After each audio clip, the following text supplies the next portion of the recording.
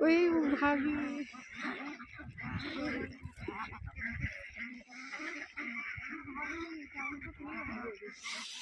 हमें देख के भाग गए।